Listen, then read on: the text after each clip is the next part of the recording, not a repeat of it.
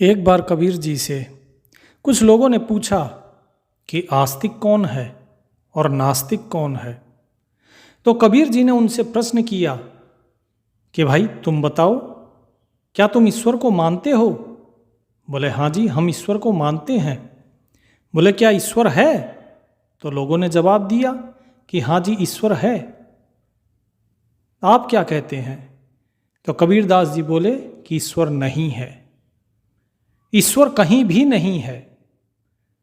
लोग बड़े विस्मित हुए ये उत्तर सुनकर, क्योंकि जो कबीरदास जी हमेशा राम नाम की बात करते हैं वो कह रहे हैं कि ईश्वर नहीं है। बोले हाँ ईश्वर नहीं है, इसका उत्तर मैं तुम्हें कल दूंगा। अगले दिन जब फिर दोबारा लोग आए तो कबीर साहब जी ने फिर से यही सवाल पूछा कि बताइए ईश्वर है कि नहीं है।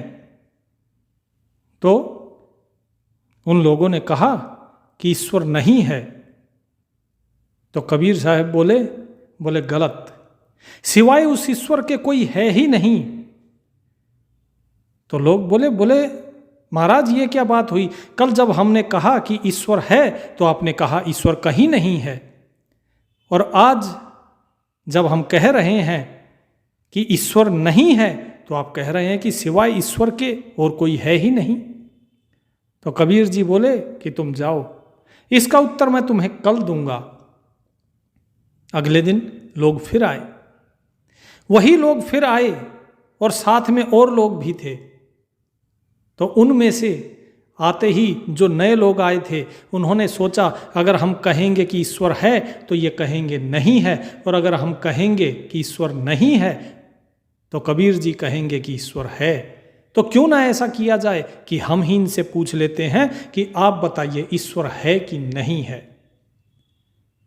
तो कबीर जी से पूछा कि बताइए ईश्वर है या नहीं है। तो कबीर जी ने उनका कोई उत्तर नहीं दिया। कबीर जी शांत हो गए। तो लोगों ने पूछा, जो उनके अनुयायी थे उन्होंने पूछा कि भगवान ये क्या बात हुई?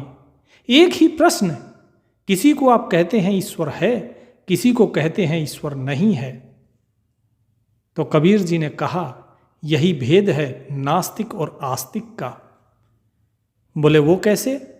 बोले देखो, जिसने मुझसे कहा कि ईश्वर है उसे मैंने कहा ईश्वर नहीं है।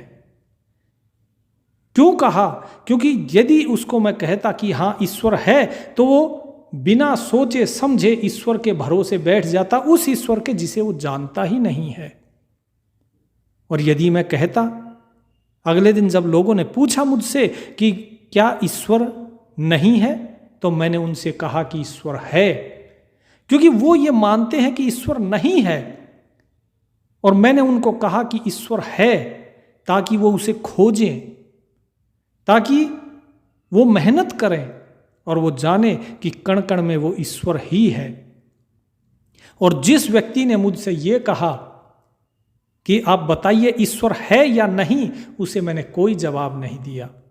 इसलिए नहीं दिया क्योंकि वो अभी ढूंढ रहा है। मैं उसकी उस तलाश को रोकना नहीं चाहता। मैं चाहता हूं कि वो ढूंढे, स्वयं ढूंढे। जब वो ढूंढ रहा है, जब वो ढूंढ पाएगा तभी वो उसे जान पाएगा।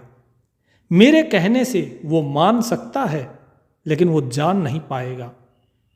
और बिन देखे बिन अरस परस बिनो, नाम लिए क्या होई, धन के कहे धनिक जो होवे, निर्धन रहे न कोई। बिना देखे बिना जांचे परखे पहचाने, कोई लाभ नहीं है। कितना ही नाम लो, यदि तुमने उस परमात्मा को जाना नहीं है, उसे पहचाना नहीं है, उसे समझा नहीं है, तो तुम ईश्वर को नहीं जानते हो। और जिसे तुमने जाना ही नहीं, जिसे तुमने कभी देखा ही नहीं, पहचाना नहीं, तुम कहते वो ईश्वर है, तो तुम झूठ का आचरण कर रहे हो, तुम सत्य का आचरण नहीं कर रहे हो। ऐसा नहीं है जो व्यक्ति ईश्वर को नहीं मानता उसे नास्तिक कहते हैं। नास्तिक वो है जो सामने प्रत्यक्ष प्रमाण होते हुए भी नकार दे कि नहीं मैं इसे नहीं मानता। ईश्वर का अनुभव जो करता है, करने के बाद अगर कोई कहता है कि ईश्वर नहीं है, वो नास्तिक है। और आस्तिक वो है जो ईश्वर को देखता है, जानता है, समझता है, उसके बाद उसे मानता है, केवल वही आस्तिक है। जो व्यक्ति जानता नहीं, पहचानता नहीं और फिर भी कहे कि ईश्वर है और ढोल बजाते फिरता है उसका, वो केवल इन पोथियों का ज्ञान अपने सिर पे ढो रहा है, उसे अनुभव ज्ञान है ही नहीं, वो मिथ्याचारी है, वो दंभी है, वो झूठ का आचरण कर रहा है। तो जितने भी लोग थे उन्हें समझ में आई ये बात कि कबीर साहिब जी ने 3 लोगों के अलग अलग 3 उत्तर क्यों दिए और वास्तव में आस्तिक कौन है और नास्तिक कौन है। एक बार एक राज्य के अंदर राजा ने अपने सभी सैनिकों को आदेश दिया कि सारे मंदिरों पे ताले लगा दिए जाएं, कोई पूजा पाठ नहीं होगी। लोग बोले, अरे राजा बड़ा नास्तिक है, पूजा पाठ, सारी आरती वंदना सब कुछ बंद कर रहा है। सारे ब्राह्मण इकट्ठा हुए, मंत्री के पास गए, बोले महोदय समस्या का समाधान कीजिए। मंत्री बोले ठीक है। वो राजा के पास गए और बोले महाराज आपने कैसा आदेश दिया है, क्या ईश्वर के सिवा कुछ है भी इस जगत में? बोले मैं नहीं मानता। मैं कैसे मानूं इस ईश्वर को, जिस ईश्वर को तुम पूजते हो, जो ना कुछ करता है ना खाना खाता है, तुम भोग लगाते हो लेकिन तुम्हारे भोग को ग्रहण नहीं करता।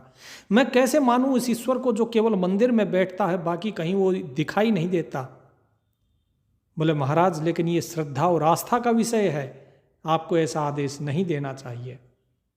तो उन्होंने मंत्री को बोले ठीक है, मैं तुम्हारी बात मान लेता हूं, सारे मंदिर और जितने भी कपाट है पूजा स्थल के सब खुलवा दूंगा, लेकिन मेरे 3 प्रश्नों का उत्तर दो। सबसे पहले, अगर वो ईश्वर है तो कहां है, वो क्या करता है, और तीसरा प्रश्न कि वो किसे देख रहा है। तो ये तीनों प्रश्न के उत्तर दे दो। अगर तुमने मेरे इन 3 प्रश्नों के उत्तर दे दिए तो मैं मान जाऊंगा कि ईश्वर है, मुझे उसका प्रमाण दो। तो ये सारे दरवाजे खोल दिए जाएंगे पूजा के लिए।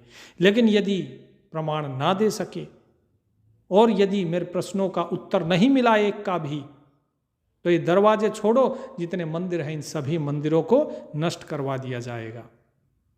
ऐसे पाखंड की मेरे राज्य में जरूरत नहीं है। अब मंत्री बड़ा चिंतित हुआ, घर गया तो घर पे उसकी पुत्री थी। पुत्री ने देखा पिताजी चिंतित है, बोले पिताजी क्या हुआ? बोले बेटी कुछ नहीं, एक बड़ी जटिल समस्या आ गई। बोले ऐसी क्या समस्या आ गई? बोले राजा पूछता है कि वो परमात्मा जो है उसका प्रमाण दो। बोले क्या, किस प्रकार का प्रमाण चाहिए उसे? बोले वो चाहता है कि कोई उसे ये बताए कि ईश्वर कहाँ है। 3 प्रश्न रखे हैं। दूसरा प्रश्न कहा कि वो परमात्मा करता क्या है, और तीसरा प्रश्न है उसका कि वो किस ओर देख रहा है, किसे देख रहा है। वो बोली, उसकी पुत्री बोले बस पिताजी इतने से, यही 3 सवाल। अरे ये तो मैं अपने गुरुजी के पास सत्संग में जाती हूं, उन्होंने कई बार ये चीज बताई है। बोले इसका उत्तर तो मैं दे दूंगी। बोले ठीक है। अगले दिन वो अपनी पुत्री को अपने साथ लेकर गया और बोला महाराज आपके प्रश्नों का उत्तर मेरी बेटी देगी। बोले ठीक है। बोले महाराज आप अपने प्रश्न बताइए। बोले मेरा पहला प्रश्न कि वो परमात्मा कहाँ है। बोले महाराज हम आए हैं, बड़ी दूर से आए हैं, कुछ जल पान आपने कुछ नहीं पूछा। बोले ठीक है, एक काम करो, इनके लिए दूध लेकर आ जाओ। 1 गिलास दूध मंगाया। दूध में वो उंगली डालकर देखने लगी।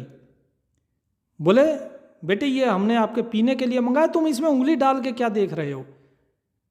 बोले महाराज मैंने सुना है कि दूध के अंदर घी होता है, उस घी को ढूंढ रही हूं कि वो घी कहाँ है इसमें। राजा हंसे और बोले घी ऐसे नहीं मिलता।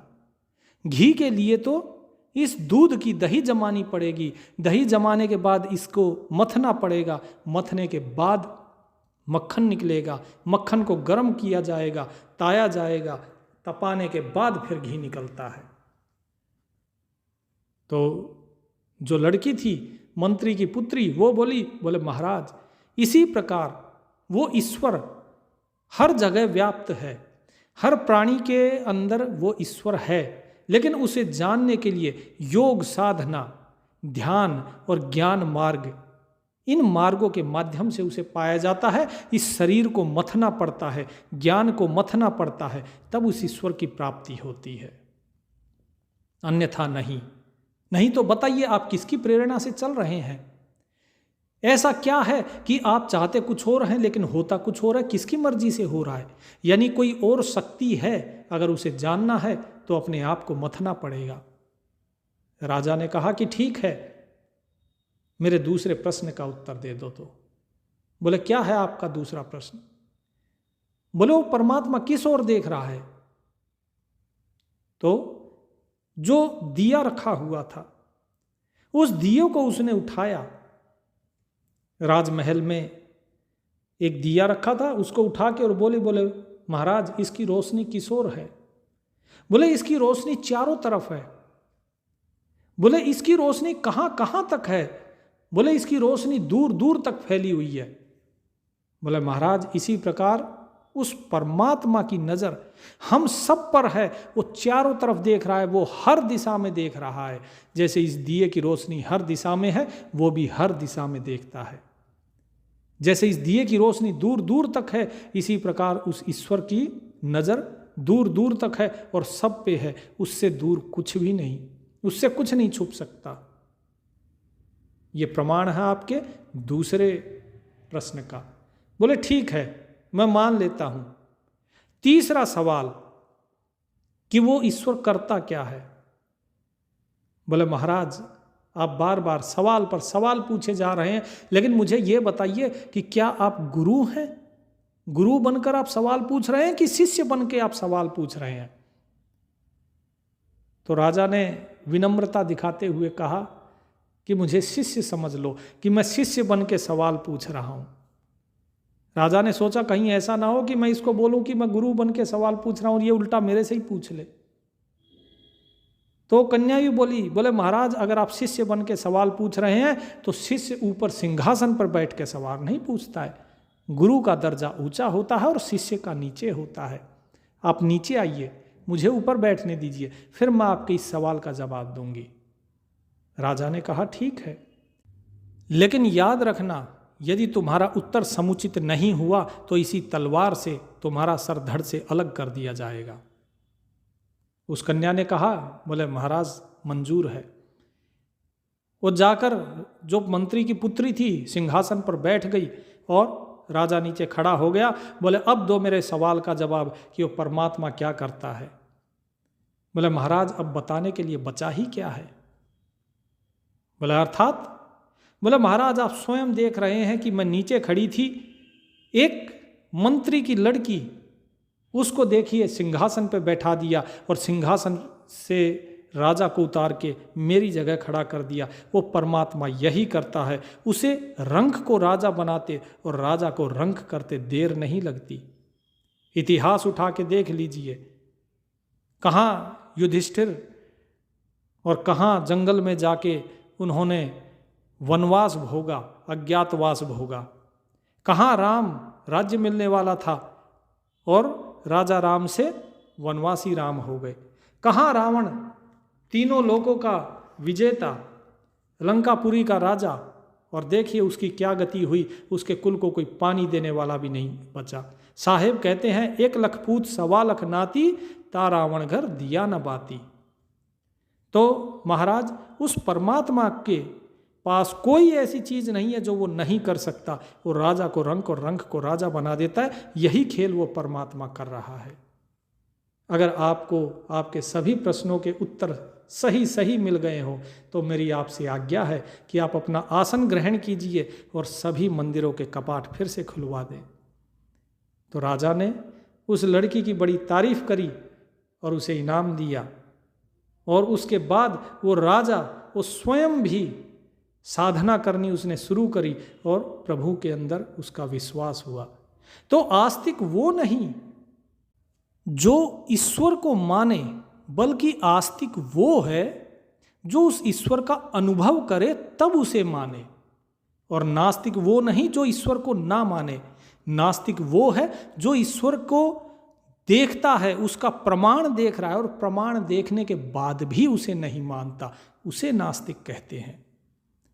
तो उम्मीद है आपको आस्तिक नास्तिक ये समझ आ गया होगा और इसके साथ ही आप जान गए होंगे कि ईश्वर है या नहीं और वो क्या करता है, किस ओर देख रहा है। प्रभु का नाम लीजिए, उसके आनंद में रहिए और आत्म अनुभव की कोशिश कीजिए, तो आपका कल्याण हो जाएगा। सत साहिब।